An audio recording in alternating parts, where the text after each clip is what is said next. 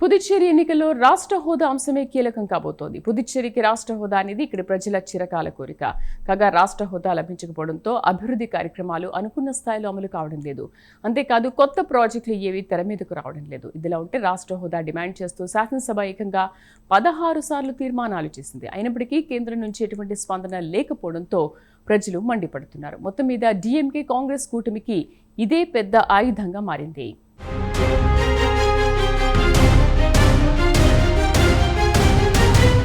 పుదుచ్చేరి ఎన్నికల్లో రాష్ట్ర హోదానే కీలకాంశంగా మారింది. పుదుచ్చేరికి రాష్ట్ర హోదా అనేది ఇక్కడి ప్రజల చిరకాల కోరిక.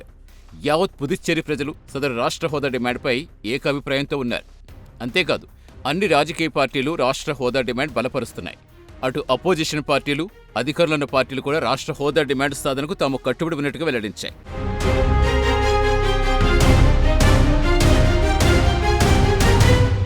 రాష్ట్ర హోదా లేకపోవడంతో పుదుచ్చేరి అభివృద్ధి అనుకున్న స్థాయిలో జరగటం లేదు.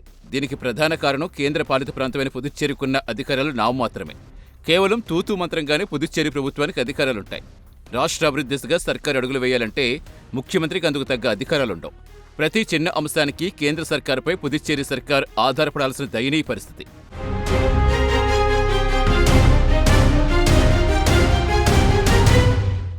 అలాగే ఆర్థిక వ్యవహారాల విషయంలో పుదుచ్చేరికి దారుణమైన పరిస్థితి. పేరుకు అసెంబ్లీగా ఉన్నప్పటికీ నిధులపై 100% కేంద్రంపై ఆధారపడాల్సిన దయనీయ పరిస్థితి పుదుచ్చేరిది. ఇదే విషయంపై పుదుచ్చేరి ముఖ్యమంత్రి రంగస్వామి శాసనసభ వేదిక సాక్షిగా ఆవేదన వ్యక్తం చేసిన సందర్భాలు కూడా ఉన్నాయి.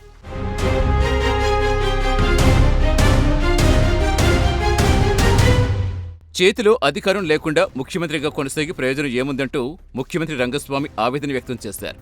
ఇక్కడ ఒక విషయం గమనించాలి. కేంద్రంలో భారతీయ జనతా పార్టీ అధికారంలో ఉంది.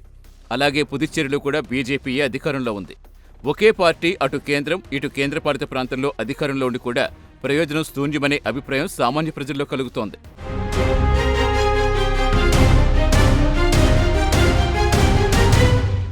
ఇదిలా ఉంటే 2021 ఎన్నికల్లో రాష్ట్ర హోదా అంశమే పుదుచ్చేరి ఎన్నికల్లో కీలకంగా మారింది.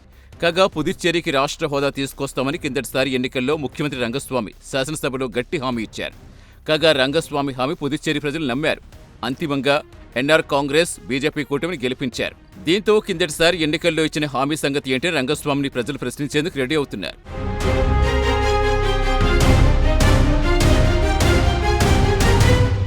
రాష్ట్ర హోదా లేకపోవడంతో పుదుచ్చేరిలో కొత్త ప్రాజెక్ట్స్ ఏవీ తెరమీదకి రావటం లేదు. కొత్త ప్రాజెక్టులకు సంబంధించిన నివేదికలు కేంద్ర ప్రభుత్వానికి పంపినా అక్కడి నుంచి ఎలాంటి సానుకూలత వ్యక్తం కావటం లేదు. దీంతో మౌలిక సదుపాయాల కల్పన అలాగే అభివృద్ధి పనుల వేగం పుంజుకోవడం లేదు. ఒక్క మాటలో చెప్పాలంటే రాష్ట్ర హోదా లేకపోవడంతో పుదుచ్చేరికి జరుగుతున్న నష్టం అంతా ఇంతా కాదు.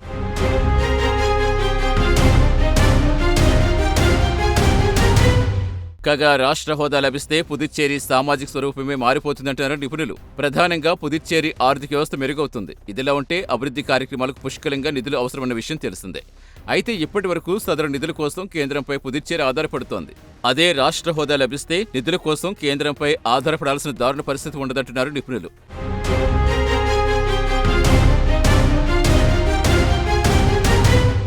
ఇదిలా ఉంటే పుదుచ్చేరికి రాష్ట్ర హోదా డిమాండ్ చేస్తూ శాసనసభ అనేకసార్లు తీర్మానాలు చేసింది.